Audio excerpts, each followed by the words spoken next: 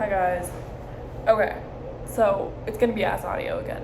Sorry, I don't have a microphone yet, but good one. Okay, so I wanted to start this off by saying that this podcast is in no way how to be a good person at all. You don't like. It is just being conscious of the experience that is happening. You don't have to follow anything. You don't have to be a good person. You don't have to be a bad person. You don't have to be anything. The only thing that is important for you to do is to understand what is happening and then consciously create from there. But there's no pressure to be a really good person, you can do whatever you want. That's the point of this. You can do whatever you want and it doesn't matter. And obviously, I'm not saying you should be a bad person, but sure, it doesn't matter. It's the thing. We're all just people. We're all just very different people, and there's no pressure to be anything. So, in no way is it saying that I'm a wise person or a good person or anything like that. This is just saying, this is my experience, this is what I believe, and I am not pressuring myself to be a good person all the time. I'm pressuring myself to live authentically to me, whatever that means. And if that means not being mean to people, then I'm not going to do that. But there's going to be mistakes that happen, and I'm not claiming to be all-knowing. That's all. Okay. So, I want to talk about attachment. And so a lot of times in the spiritual world, there's you have soul contracts, and you have twin flames, stupid shit like that, right? Never once have I ever believed in this. And it's easy to get caught in those things because you start to think that you have to be with that person. Does that make sense? But there's no pressure. If you feel like a person keeps coming back into your life and you're like, why is this happening? That just means you have something yet to learn from them. That doesn't mean they have to be in your life. Or you haven't understood what you did learn from them. Does that make sense? It's kind of like you need a reminder of what the situation was. So just remember that if you like something or someone, hold that with a grain of salt, because anything outside of yourself can be lost, right? So you hold nothing outside of yourself forever. So if you have trained yourself to think that you are a person who has this person in your life, and your spiritual aspect of yourself is, there's this man and I'm obsessed with him and that's my connection to no, your connection is to yourself, and the other people are just teaching you what you need to learn. Your connection, that's important. I'm not saying it's not, but you need to understand that it's coming from you. It's originating from you. That there's nothing outside of yourself is real. You can't prove it's real. You can only see what you're experiencing. Does that make sense? Now that's also a little bit controversial, because a lot of people are like, well, you just don't believe I'm real, and it's like, no, I can't prove that, I can prove my experience and what I'm experiencing, but at the end of the day, this could all necessarily not be real, it's just an experience, and that experience is only credible if you credit it. It's like the observer, nothing is real unless you observe it. And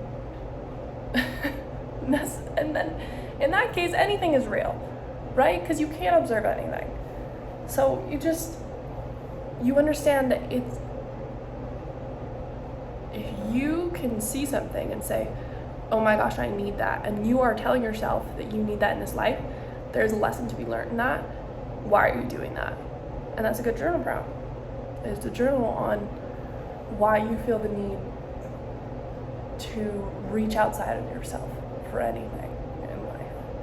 Whether that's a career, a lot of times people will create from a space of lack and be like, oh, well, I need money and I need this, and you're running away from all these unhealed things of, I can't be poor because I've already experienced that, and that's just not going to work for me. And if you do come from that place, it's going to be wounded. Does that make sense? It's like an artist creating from a wounded artist. You only believe you can create that thing, so wealth or abundance, from a space of lack. So then you're attached to this thing that you were supposed to get over. You were supposed to become into acceptance of having no money, and that's okay. And that the only thing that would make that not okay to you is understanding that you pushed back on whatever was coming at you. So let's say you grew up in a poor household and you were under non-acceptance for that, and your family was under non-acceptance, and there was a lot of conflict because of money issues.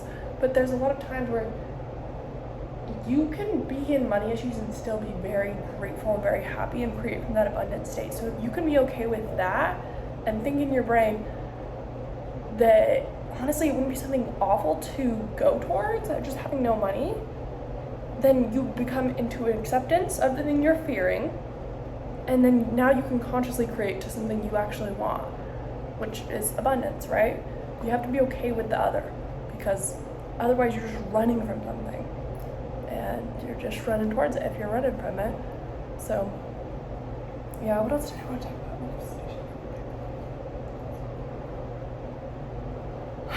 Oh yeah, so manifestation. So that's manifestation basically, is just becoming in acceptance of whatever your state is now or whatever you're afraid of.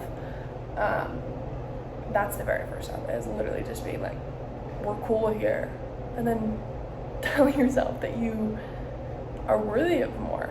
Once you can believe that you are worthy of more, you will instantly receive more. I mean, not even just worthy, because you can think that you're worthy and be like, yes, I'm worthy, I am confident, but then on a deeper level, when you think of someone who, I don't know, you're envious of, that person, you have separated yourself from them, that's why you envy them, and then you believe that you can't have that because they have it. If you're seeing someone and you envy them, that's something you need to work on. That has nothing to do with, oh, you need to block that person, oh, if it causes you any mind fuck, then you need to block and not be on social media. No, I think you need to work on that. I think that is you telling yourself that you don't think you're worthy of that, and then saying, yeah, I am worthy of that, and I want to look up to that person rather than envy them. You know, and then once you can feel worthy, you can actually put your ass behind it and say, that's what I want. Because a lot of times people will be like, okay, this is what I want, and it's easy to say that, but then to be like, okay, now I'm gonna make steps towards that, and not even like real steps. Like, for example, like the girl at the party, like with what the fuck is it called? A film camera. You know, like that, like the popular girl at the party with a film camera. That's what I want to be. But then I keep showing up not as that. You know, so why do I believe that I'm not that? Well, I don't buy things that reaffirm that belief. I literally put no effort into meeting people to go to parties.